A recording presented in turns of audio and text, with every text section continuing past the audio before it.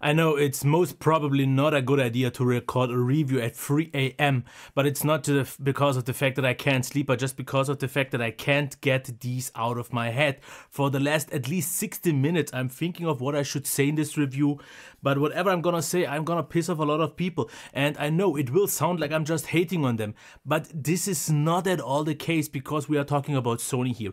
I grew up with the Walkman in the early 80s and along up to the 90s. Sony was it when it came to portable audio and in audio in general. But at some point this kinda wasn't quite the thing anymore. At some point, and I think it started with the one RBT, which I actually still owned, and everything after that just kinda went into a way that I did not like so much, at least from what I've seen. And I've already reviewed the 1000X. And I got a lot of hate for that, a lot of people disagreed with me, and they thought I was way too subjective and hating on them and all of that. And I gotta say, my opinion on the 1000X M2 didn't really change, but I wanna kinda make clear of why I think about them the way I think. So let's actually start off with the good things, because there are a lot of good things about them after all. So let's start off with the first thing, and I'm not going into the overview because obviously there is a micro USB cable to charge, there is a 3.5mm cable, which I can't really find since I've tried it with multiple devices anymore. I'll definitely have to find that before I'm gonna ship them back. There is a pouch. So that's it. Now, in terms of controls, we have touch controls on the right side. We have two buttons on the left side to turn them on and for the ambient mode and noise. So you can fold them up, which is nice. Padding on the top is good. The build quality seems fine. Now, let's get to the actually next thing already. The comfort.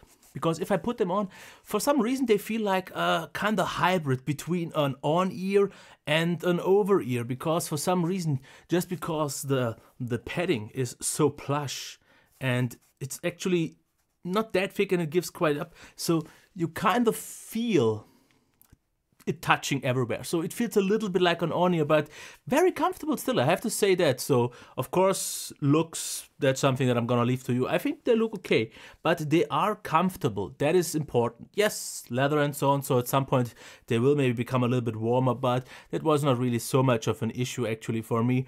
Now, the next thing would be isolation, and already actually let's just talk about the noise cancellation.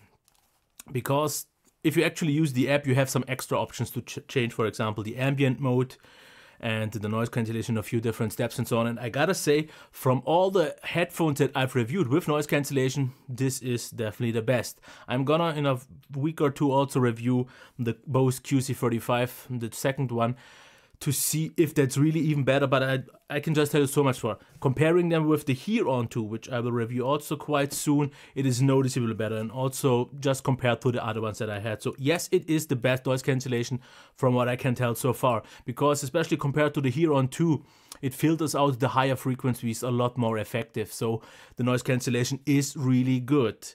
Now the rest, there is an app, like I already said, that actually allows you for an quality and also stable mode, which is not really all that helpful, because once you go into the high quality mode, you can't use the equalizer anymore. Even though I have to say I wouldn't use that one anyways, because the equalizer doesn't really change as much as I would have expected to from all the frequencies that I changed. So that's a little bit disappointing, but you can just use a third party one.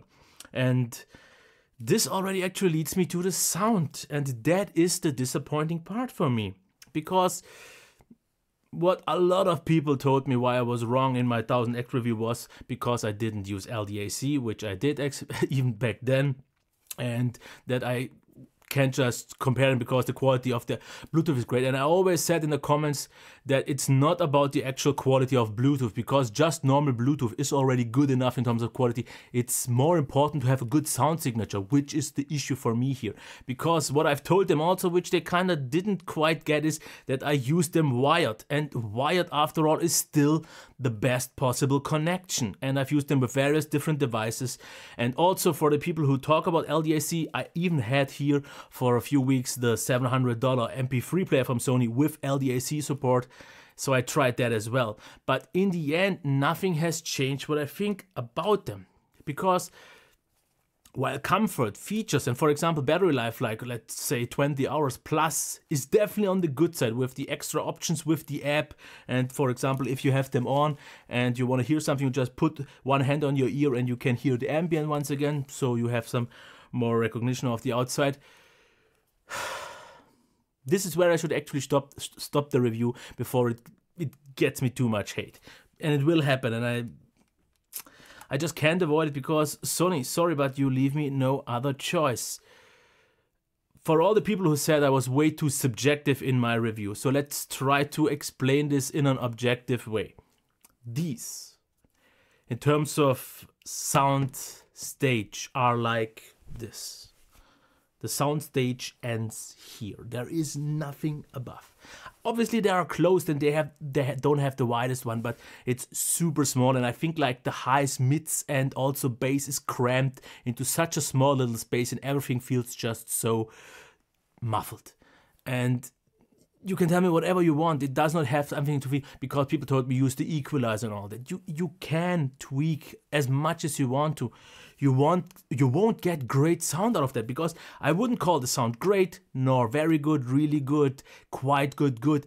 At best maybe okay, maybe decent actually, because I don't know, the bass is nothing particularly special, because yeah, of course the sound is a little bit kinda fun sounded, even though if you ask me, it's one of the most boring headphones that I've ever reviewed, at least like top 5, because the bass is not detailed, it's not tight, it's not punchy, it's not precise, it's just kinda there.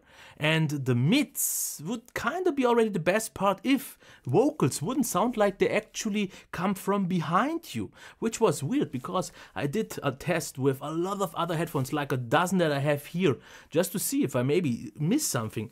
But even with the kinda lower end, mid-range headphones, this was not nearly the case. But here, it sounded always like vocals are slightly behind my ear, which was just so uncommon.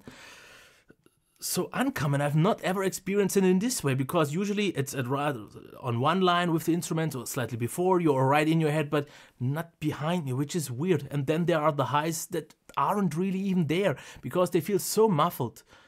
And the overall sound feels so clogged up. And yes, you could try to boost up the highs a lot and try to do anything, but no matter what I tried, I did not get a good experience. So if someone would gift me these, I would say thanks, because it's quite an expensive gift, but after that I don't think I would ever use them, because I actually can only think of maybe like 2 or 3 headphones that I have here that are worse, and that these are like Chinese knockoffs. I actually have a Chinese knockoff of these, which is definitely way worse. So don't get me wrong, if comfort is important for you and you like the feature set, and noise cancelling especially is important for you, but sound, high quality sound is not really that, then maybe go for them. I personally can't recommend them, and everyone who tells me now that I'm wrong and that they just don't fit my sound signature, my taste, my preferences, that's not true.